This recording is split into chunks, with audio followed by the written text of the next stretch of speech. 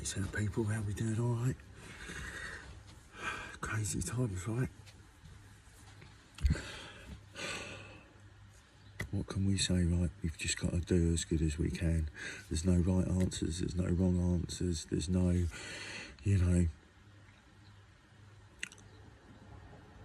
it's such a tricky time, isn't it? Race is one of the trickiest subjects,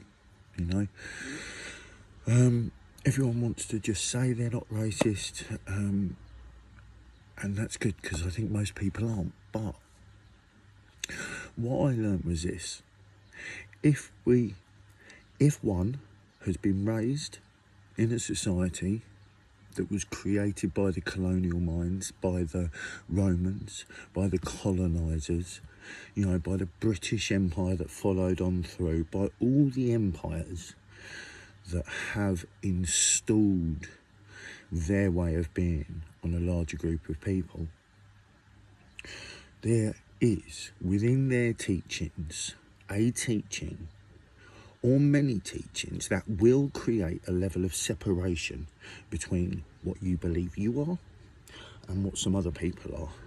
Now, it can be so subtle that it's almost irrelevant to most. But I feel when actually the race is combined and it's a matter of dealing with our history, I think at that point all these little subtleties make a big difference, because you speak differently.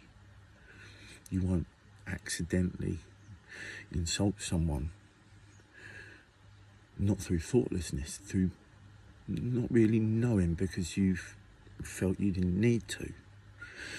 So I'm permanently looking for ways to grow. I'm permanently looking for ways to improve myself, to find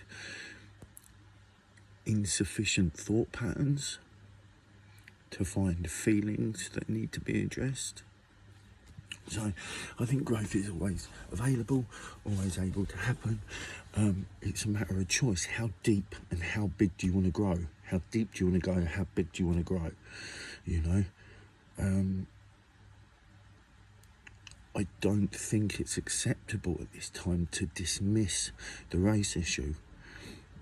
I believe that for many reasons, but first and foremost, just for the black people around the world that have been hugely attacked. I mean, genocide's a harsh word, right? You could almost use it to describe the history of black people.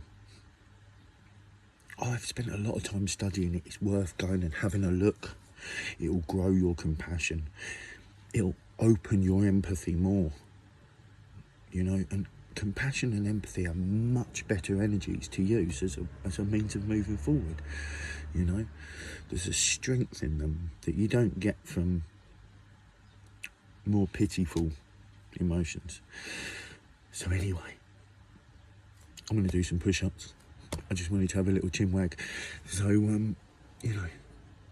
there's always room to grow somewhere. You don't hear me talking about staying static with my beliefs or where I'm at. I'm permanently looking to grow. I've always been like that. So that's what it is. Let's get it. Do you know what I mean? I'm not perfect. I don't believe in perfection. We live in an ever-changing world. So if we're an ever-changing people, that's even better. So, anyway. Let's get it, yeah? And really, just quickly, I'm really trying to promote no leaders right now. There's a whole psychology behind it, right? I don't know how. I can't say look into it. I have to say think about it. Because I've looked and there's not as much talk about it.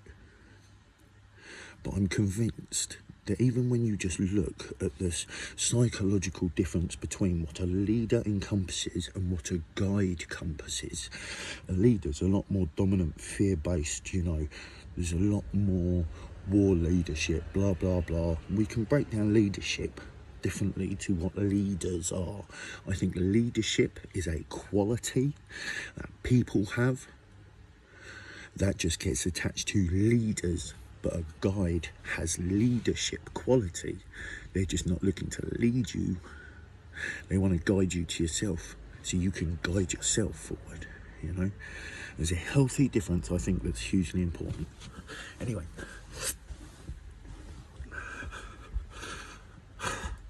let's get it.